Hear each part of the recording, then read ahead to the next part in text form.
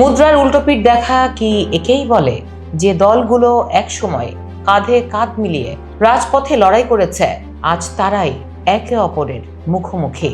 ক্ষমতার গদি কি এতটাই মোহময় যে পুরনো বন্ধুত্ব আজ চরম শত্রুতায় রূপ নিল? চেনা ছকের বাইরে গিয়ে বাংলাদেশের রাজনৈতিক মানচিত্র এখন এক বিশাল গোলকধাঁধা, যেখানে আওয়ামী লীগ নেই, কিন্তু তাদের ফেলে যাওয়া বিশাল ভোট ব্যাংক এখন কার পকেটে যাবে সেটাই সবচেয়ে বড় থ্রিলার। আজ আমরা বিশ্লেষণ করছি আসন্ন নির্বাচনে বাংলাদেশের সেই চিরচেনা দ্বিদলীয় বাস্তবতা ঠিক কতটা বদলাবে।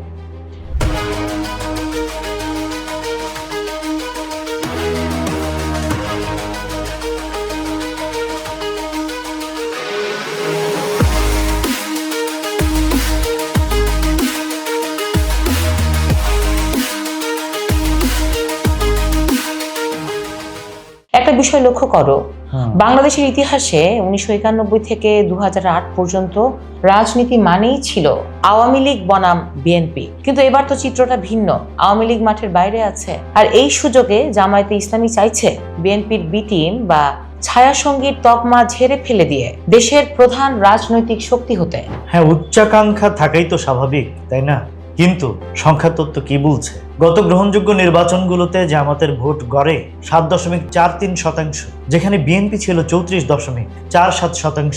ভোটের এই যোজন দূরত্ব কি রাতারাতি ঘুচিয়ে ফেলা সম্ভব? জামাত কিন্তু এবার খুব ইনক্লুসিভ হওয়ার চেষ্টা করছে, হিন্দু প্রার্থী দিচ্ছে, নারীদের সক্রিয় করছে, এমনকি আওয়ামী লীগের ক্ষুব্ধ ভোটারদেরও কাছে টানার চেষ্টা করছে। এখানেই তো খটকা। আওয়ামী লীগ সমর্থকদের একটা অংশ প্রচার করছে দাড়িপাল্লা আর ধানের শীষ একই সাপের একই বিষ। এই অবস্থায় আওয়ামী ভোটাররা যদি কেন্দ্রে না যান, তবে কি নির্বাচনের গ্রহণযোগ্যতা সংকটে পড়বে, নাকি তারা মন্দের ভালো হিসেবে কাউকে বেছে নেবে? এটা সত্যি জটিল। আবার দেখো, ইতিহাসে প্রথমবারের মতো একই দিনে জাতীয় নির্বাচন আর গণভোট হচ্ছে। 2 ব্যালট পেপার 2 ভোট। বিএনপি এই গণভোট নিয়ে অনেকটা সতর্ক অবস্থানে থাকলেও জামাত কিন্তু হ্যাঁ ভোটের পক্ষে আক্রমণাত্মক প্রচারণা চালাচ্ছে। মনে হচ্ছে প্রতিটি ছোট ইস্যুতেই এখন 2 দলের মধ্যে বাকযুদ্ধ থেকে রক্তক্ষয়ী সংঘর্ষ ছড়িয়ে পড়ছে।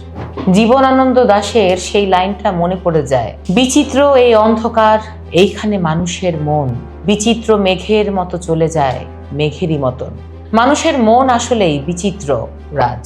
যারা এক সময় ভাই ভাই ছিল, ক্ষমতার হাতছানিতে তারা আজ একে অপরের প্রাণ নিচ্ছে। কিন্তু দিন শেষে কি আওয়ামী লীগের মতো 38% জনসমর্থন পুষ্ট দলকে স্রেফ মাঠের বাইরে রেখে নতুন দ্বিদলীয় ধারা স্থায়ী করা সম্ভব? একদম। কারণ অতীত বলছে বিএনপিকে 3টি নির্বাচন দূরে রেখেও যেমন দমিয়ে রাখা যায়নি, আওয়ামী লীগের ক্ষেত্রেও কি সে একই এন্টি ব্লক থিওরি কাজ করবে না? আসলে রাজনীতিতে কেউ কখনো পুরোপুরি নিশ্চিহ্ন হয় না, যদি না তাদের আদর্শ মরে যায়। আলোচনার একদম শেষ প্রান্তে চলে এসেছি আমরা। আসলে বাংলাদেশের এই নতুন রাজনৈতিক সমীকরণ নিয়ে কথা বলে শেষ করা যাবে না। তবে আপনাদের জন্য একটা প্রশ্ন রেখে যায়, জামায়াত কি পারবে বিএনপির সমান্তরাল শক্তি হিসেবে নিজেদের প্রতিষ্ঠিত করতে, নাকি 12ই ফেব্রুয়ারির পর বাংলাদেশ আবারও সেই পুরনো দ্বিদলীয় ছকেই ফিরে যাবে? কমেন্টে জানান আপনার মতামত। আর হ্যাঁ, আজকের এই আলোচনা যদি আপনাদের ভালো লেগে থাকে তবে ভিডিওটি শেয়ার করতে ভুলবেন না। অনেকক্ষণ আমাদের কথা শুনলেন, ঘড়ির কাঁটা বলছে আজকের মতো এখানেই থামতে হবে। এতক্ষণ আপনাদের সঙ্গে ছিলাম আমি রাজ আর আমি দীপ, এবং পুরোটা সময় জুড়ে আপনারা দেখছিলেন ভয়েস অফ বেঙ্গল।